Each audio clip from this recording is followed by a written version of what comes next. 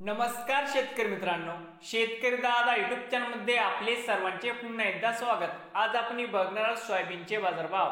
लातूर जिल्ह्यातील आजचे सोयाबीनचे बाजारभाव म्हणजे दिनांक 2 जून 2024।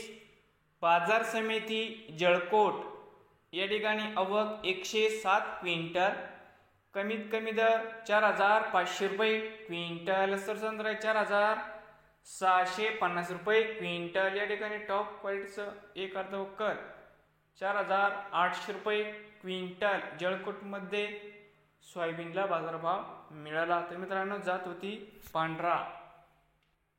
तर मित्रांनो, पुढील नांदेड जिल्ह्यातील मुखेड आवक 29 क्विंटल, कमीत कमी 4575, सरसंद्राय 4575 रुपये क्विंटल।